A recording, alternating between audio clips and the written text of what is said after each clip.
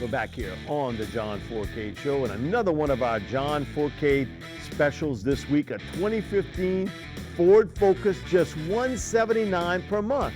Again, 2015 Ford Focus, $179 per month. Come on, man, you can't find a better deal than right here at Veterans Ford.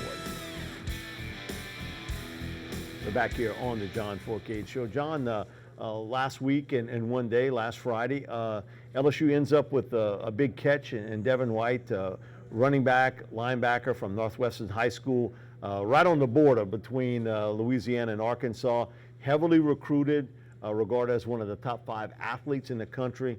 Now, he's right at 6 foot tall and about 260 pounds. So, you know, you and I were talking about this off the air. He ain't staying at running back anytime soon. And his ability to, he's a physical guy. He can run the field well. You can see LSU's lack of linebackers. That's where he's going to eventually end up making a career at LSU. Well, I mean, from all we hear about him, how such great of an athlete he is, and it's good to have a guy who can play 2 positions. And at this time and age, Short yardage. a lot of guys look at that. They say, "Man, I got an athlete here who can play running back, linebacker." But you're right, he's 6 foot, 260. You know, you start getting the training camp in college football, that 260 could very well blossom up to 270, depending on how he manhandles himself in the college ranks. But I think he's more suited at the linebacker position. I think he's got to be a guy that can probably play the middle, who can run. I think that's where the weakness is at LSU, is you need to have a good, solid inside. If they go to the 3-4, you got to have 2 linebackers on the inside. And I think he could play, and we all know what everybody's looking at. Alabama's after him, LSU's after him, and you get on and on. Everybody in the SEC wants a young man. He's got a capability of walking in right now. He's a midterm, you said. Midterm guy. And he's got a shot to go right now to LSU, and but got to keep himself out of issues off the field. He's had a few issues off the field, and that's going to be the biggest problem with them right now in college ball, because it's not high school anymore. You go off to college, things a little bit quicker and faster for these young kids. 2 incidents off the field, one of them similar to what happened with Jeremy Hill. From all indications and talking to coaches around him and talking to people at his school, he's a smart kid. Finished with over a 3.6 grade point average. So, you know, he understands, but, you know, sometimes you got to understand, too, the circumstances you're in. You can't put yourself in those bad spots. But Devin White is a tremendous football player. And again, Bo John and I agree, he'll end up playing linebacker.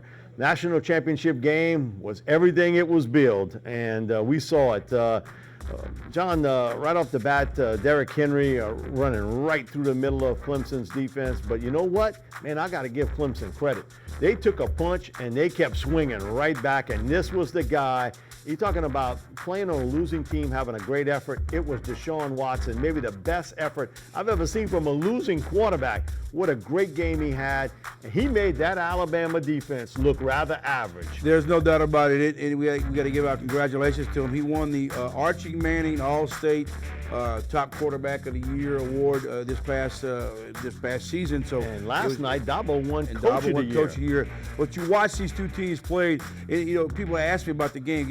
It was 2 offenses that did their jobs offensively. It was 2 defenses that did their jobs defensively. But it was 1 special team that did better than the other special teams. Alabama did. But right here, look at the guy. And we talked about this. Alabama's right tackle, son, you need to get back your ring this season. And maybe look at this. It's embarrassing. But that's the play I was telling you about. He got beat right here. Great play by Corker and a great play by his tight end. And the tight end, we all talked about him before the season. He's how good he was. And he's going to be. But he didn't get many. The last touchdown he caught was in 2013.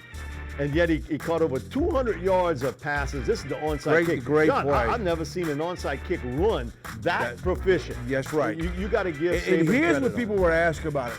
They were saying, well, you know, what's the scenario? Why couldn't the guy fair catch the ball? He could have, but he has to be in position to fair catch it. And so Alabama guy did. That's, you know, Sweeney's over there complaining. The ball did go past 10 yards. It's a great play by Alabama. And here's a berm. This is the play right here. I loved it. People were asking me, what happened here? Man cover, zone cover. It was a busted coverage. They let the tight end go. But it was great play by the back coming out the backfield. And it made steer everybody Thank off. you very much. And then Kenyon Drake breaks the back of Clemson here. And boy, God bless him. We saw the horrific injury he had against your Ole Miss Rebels just a year ago. I didn't know, John, if he was going to quite make it. He was sucking it right here, but he made it. The dive made it. Oh, what a great play! Yes. And he's on the cover of Sports Illustrated for that big run. But it did not stop Deshaun Watson. He came back over and over. And look, watch this run. He gets hit 3 times, play. and then he's running away from people here. And you're talking about one of the best defenses in college football. And again, I'll make it. Man, Watson made them look like an average defense, and then he drills one here, get him in for the score. Horrible coverage there, but God almighty, this game was, look, it was not over till the very end of the game, and right here, it's a big play right here. Yep. Tight end again up the sideline, and this is just a little swing pass out the backfield. I didn't think this guy was going to make it, and he made as far as he can. Great play right here, but that set up the winning touchdown right here by the by Heisman Henry. Trophy winner gets in for the score. You know, one of the things on Clemson's defense doesn't get recognized. They lost Mackenzie Alexander, who I think is one of the top cornerbacks, and their defense didn't play nearly as good once Alexander was out that football game. Again, this was the shot, trying to get the onside kick late. Didn't happen, and Nick Saban, 45-40, his 5th national championship. Derrick Henry, kind of ho-hum, 158 yards, 3 scores, but the guy that made the plays, O.J. Howard, 5 catches, 208 yards, 2 scores, and again, Deshaun Watson, what a great game, 30 of 47, over 400 yards passing against this defense, 4 touchdowns off of that, what you would look as a normal 3-4 front without a lot of blitzes. He absolutely drilled them. And Mike, here's a stat that people all week long kept saying was, man, a dual threat quarterback, he's going to eat him up throwing the ball and running the football. Do you know against a Nick Saban coach team, the dual threat quarterbacks, not one has gone over 100 yards against him. He had 73 yards rushing in this game, so he still got his stat intact there by not letting a dual threat quarterback rush over 100 yards. I believe if he would have rushed over 100 yards, they might have been the national championships, because I think by running the ball as much as he could have run, he could have probably got that. He had 80 yards rushing going into the 4th quarter, and he ended up with 73. So it just goes to show you the defense didn't want him to run. Now, he threw 405 yards. Now, granted, a lot of it was all because he was coming back a lot, and he was always down by 10 points or 7 points, and he threw the ball, but he threw the ball well. And I thought the problem with Alabama in this game was if they let him get away with scrambling around, because Alabama either rushed 3 or 4 and didn't blitz enough to get to him by blitzing. They thought the 4 guys up front could do it. Well, guess what? Clemson did not let them get to him. John, one of the things you brought up and doing a national radio show that night, one of the things I brought up, people will say, well, he didn't get for the 100 yards rushing.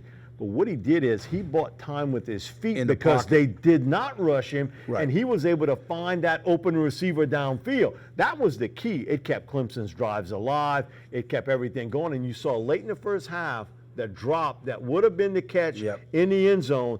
Man, Watson, you can't ask anybody to play any better than what he did. But not that he rushed for the 100, but he created so much more yardage throwing it because Alabama basically was sitting in some zone coverages, and he picked them apart. Well, what Clemson's offensive philosophy was, we'll move him out. They moved him out a little bit. By moving him out, gave him time to find guys. And you know as well as I do, when you're a defensive guy, the quarterback scrambling, you have no idea where the receivers are going. Nope. And that's where he hit some dumps here, some passes there, and that's where he got about 150 yards of his yardage because he scrambled around and threw the ball well. This kid surprised me, and I'm impressed with him. I think he's going to be a Heisman candidate next year. No question about it. The other thing, too, is it probably was the poorest tackling effort on Alabama's defense we saw all season long. We'll be back with more of the John Fourcade Show, sponsored each week by Veterans Ford.